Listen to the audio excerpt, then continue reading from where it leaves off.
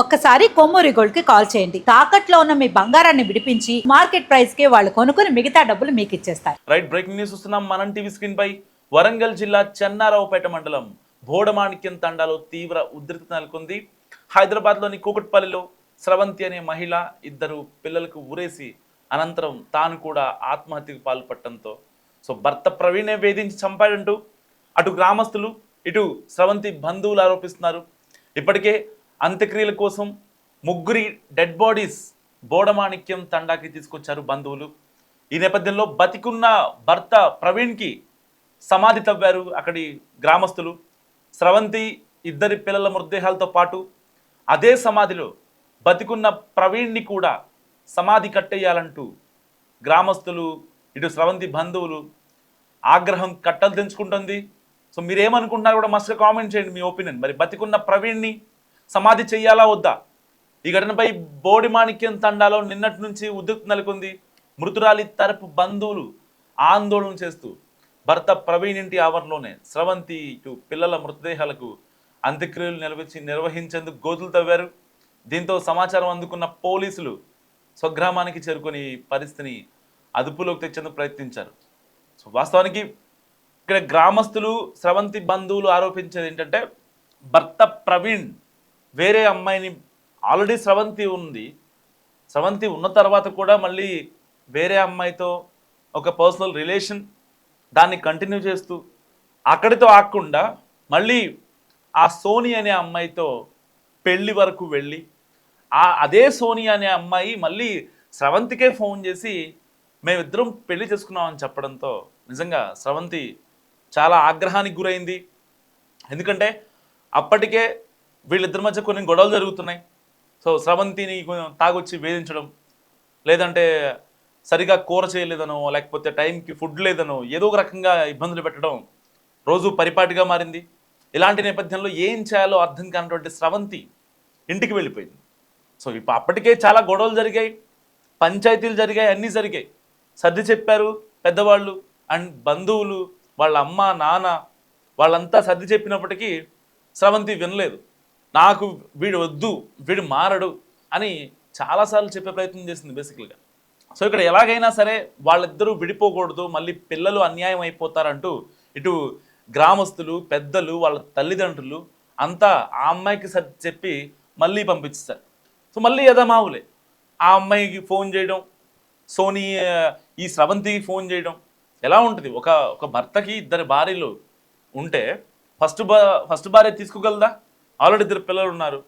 పోనీ ఆవిడేమన్నా పిచ్చి పిచ్చిగా పనులు చేస్తూ వేరే వాళ్ళతో ఫోన్లు మాట్లాడుకుంటూ పిల్లల్ని భర్తని పట్టించుకోకుండా ఉంటుందా? కేవలం నాకు భర్తే కావాలి, ప్రేమించి పెళ్లి చేసుకున్నా, నలుగురు ఊళ్ళో 4 రకాలుగా అనుకుంటారు, అమ్మ నాన్నలు చెప్పిందే కరెక్ట్, నేను కోప్పడినా లేకపోతే ఇంకోటి అయినా సరే రేపు పొద్దున పిల్లలు ఇబ్బంది పడతారనే ఒక ఇంటెన్షన్తో భార్య స్రవంతి చాలా ఆవేదన చెందినప్పటికీ, ఎన్నో బాధలు పడ్డప్పటికీ ఆ అమ్మాయి నిజంగా అర్థం చేసుకొని మళ్ళీ ఇంటి వచ్చింది. మళ్ళీ కొన్ని గొడవలు జరిగాయి. మళ్ళీ ఆ అమ్మాయి సొంతూరు వెళ్ళిపోయింది వరంగల్ జిల్లాకి. వెళ్ళిన తర్వాత భర్త ప్రవీణ్ కపట నాటకం ఆడాడు. పోలీస్ స్టేషన్లో కంప్లైంట్ ఇవ్వడం, నా భార్య నాతో కాపురం చేయనంటుందని వాళ్ళ ఇంట్లో వాళ్ళకి చెప్పడం, ఊళ్ళో పెద్ద మనుషులు చెప్పడం, తర్వాత చాలా గట్టిగా మాట్లాడారు పెద్ద మనుషులు అండ్ తల్లిదండ్రులు, వీళ్ళ బంధువులు కూడా. ఎట్టి పరిస్థితిలో ఆ అమ్మాయిని కనుక కరెక్ట్గా చూసుకుంటానంటే ఓకే, లేదు అంటే కనుక నువ్వు ఆ అమ్మాయికి విడాకులు ఇచ్చేయని చెప్పారు. విడాకులు ఇచ్చేయమని చెప్తే అప్పుడు కపట నాటకం ఆడిన ప్రవీణ్ ఎట్టి పరిస్థితుల్లో భార్య స్రవంతిని చాలా బాగా చూసుకుంటా, ఇద్దరి పిల్లల్ని మంచిగా చూసుకుంటాను, ఎలాంటి ఇబ్బంది పెట్టను అని చాలా క్లియర్గా చెప్పాడు. చెప్పిన తర్వాత కూడా ఆ అమ్మాయి పాపం పిచ్చి స్రవంతి నమ్మేసింది. ఇద్దరు పిల్లలు బాగుంటారు, ఇక మన సంసారం ఎలాంటి ఇబ్బంది ఉండదు, సోనీతో మాట్లాడనని చెప్పాడు. ఆల్రెడీ సోనీతో పెళ్లి చేసుకొని కూడా ఆ అమ్మాయితో మాట్లాడను, ఆ అమ్మాయిని అసలు కలవను, ఫోన్ కూడా చెయ్యను, నాకు నువ్వే ప్రపంచం అని చెప్పాడు. కన్విన్స్ అయిన పెద్ద మనుషులు స్రవంతి బంధువులు వీళ్ళంతా డైరెక్ట్గా వచ్చారు, తీసుకున్నారు. ఇంకా అందరినీ తీసుకుని హైదరాబాద్ వచ్చాడు, కూకట్పల్లి వచ్చాడు. అయితే కూకట్పల్లిలో వీళ్ళు నివాసం ఉంటున్నారో అక్కడికి వచ్చిన తర్వాత అసలు మ్యాటర్ స్టార్ట్ అయింది. రోజు వేధింపులు. ఆ అమ్మాయి సోనీ గురించి అలా కాదు ఇలా కాదు, ఆ అమ్మాయి నాకు కావాలని చెప్పి మళ్ళీ స్రవంతితో ప్రతిరోజు గొడవ, తాగొచ్చి పిచ్చి పిచ్చిగా మాట్లాడటం, ఆ అమ్మాయిని వేధించడం, పిల్లలు పడుకున్నాక ఆ అమ్మాయిని ఇంకా ఇబ్బంది పెట్టడం, సెక్సువల్గా ఇబ్బంది పెట్టడం, ఇలాంటివన్నీ చేశాడు. సో కట్ చేస్తే ఆ అమ్మాయి ఆగ్రహానికి ఇంకా కట్టలు తెంచుకోలేకపోయింది అనమాట. ఎవరికి చెప్పుకోలేకపోయింది తన మనస్తాపాన్ని. ఇంట్లో వాళ్ళేమో కన్విన్స్ అవ్వమంటారు, సమాజంలో ఉన్న నలుగురేమో నాలుగు రకాలుగా అనుకుంటారని చెప్పి ఆ అమ్మాయికి ఏం చేయాలో అర్థం కానటువంటి సిచ్యువేషన్. సో ఇక ఏం చేయాలో పాలు పోక ఆ అమ్మాయి ఇద్దరు పిల్లల్ని ఉరేసి ఆ అమ్మాయి కూడా సూసైడ్కి పాల్పడింది. నిజంగా హృదయ విదారకర ఘటన జరిగింది హైదరాబాద్లో. తెలుగు రాష్ట్రాలని కలిసేసినటువంటి చెల్లపల్లి విజయారెడ్డి హత్య కేసుని తలపించింది ఈ స్రవంతి సూసైడ్ కేసు నిజంగా. సో మరి ఇలాంటి నేపథ్యంలో ఇటు ముగ్గురికి, ఇటు స్రవంతి కావచ్చు, స్రవంతి పిల్లల మృతదేహాల కోసం ఏదైతే సమాధి తవ్వారో, మరి అదే సమాధిలో ఈ యొక్క భర్త ప్రవీణ్ని కూడా, బతికున్న ప్రవీణ్ని కూడా దాంట్లోనే సమాధి కట్టేయాలా? మీరేమనుకుంటున్నారు? వారికి ఎలాంటి శిక్ష పడాలి? ఆల్రెడీ పెళ్ళయి పిల్లలున్నా కూడా మళ్ళీ ఇంకొక అమ్మాయి కావాలని వెళ్ళాడు అంటే ఎలాంటి శిక్ష పడాలి? నిజంగా ఆ సమాధి కట్టడం కరెక్టేనా? మస్ట్గా కామెంట్ చేసే ప్రయత్నం చేయండి. సో ఇలాంటివి సమాజంలో చాలా ఘటనలు జరుగుతున్నాయి, ఒకటి కాదు రెండు కాదు. గ్రామస్తులు ఒకటే అంటున్నారు, మీరు ఎన్కౌంటర్ చేస్తారా, మేము మమ్మల్నే చంపేయమంటారా? వీడి కోసం కోర్టులు, కేసులు, పోలీసు వెహికల్స్లో ఆడిని అటు ఇటు తిప్పడం, జడ్జిమెంట్లు, బెయిల్లు, రిమాండ్లు, ఇవన్నీ వద్దు అంటున్నారు గ్రామస్తులు. పాపం స్రవంతిని ఎంతలా ఇబ్బంది పెడితే ఆ అమ్మాయి పిల్లల్ని కూడా చంపేసి ఆవిడ చనిపోవడానికి సిద్ధమైంది. ఒక్కసారి అర్థం చేసుకోండి.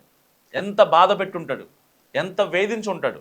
అవును, ఇష్టం లేనప్పుడు ఒక మాట చెప్పేయాల్సింది కదా. పోనీ ఆల్రెడీ చాలాసార్లు బతిమిలాడింది, నాకు విడాకులు ఇవ్వు అని చెప్పి, నాకు ఎట్టి పరిస్థితుల్లో విడాకులు ఇవ్వు అని చెప్పింది. అయినా కానీ వినలేదు భర్త ప్రవీణ్.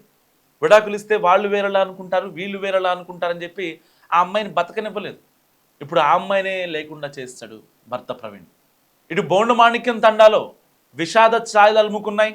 స్రవంతి ఇద్దరి పిల్లల మృతదేహాలు తండాలో ఎంటర్ అయిన తర్వాత ప్రతి ఒక్కరికంటా కన్నీరే.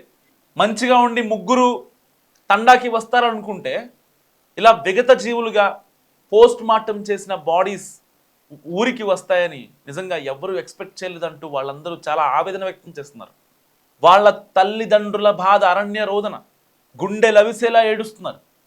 వాళ్ళ బంధువులు, వాళ్ళ గ్రామస్తులు, వాళ్ళ ఊళ్ళో వాళ్ళు అంతా ఏకమయ్యారు భర్త ప్రవీణ్ చేసిన అరాచకాలు. ఎందుకంటే ఇన్నిసార్లు పంచాయతీలు జరిగాయి, పెద్ద మనుషుల సమక్షంలో సర్ది చెప్పడం, ఇవన్నీ చూసిన గ్రామస్తులు ఒక్కసారిగా విసిగిపోయారు భర్త ప్రవీణ్ విషయంలో. వీడెందుకు బతికి ఉండాలి, ఇంకా వీడు ఎలా బతికుంటాడు ఇంత చేసి అనేది వాళ్ళ వర్షన్. ఎవరు ఎక్స్పెక్ట్ చేయని విధంగా జరిగిందంటూ చాలామంది గ్రామస్తులు వాపోతున్నారు. ఇంటిని తగలబెట్టేశారు, ప్రవీణ్ ఇంటిని కూడా తగలబెట్టేసి అక్కడే సమాధి తవ్వారు. సో మరి ఇలాంటి నేపథ్యంలో భర్త ప్రవీణ్కి ఎలాంటి శిక్ష పడాలి? మస్ట్గా మీరేమనుకుంటున్నారో కామెంట్ చేయండి.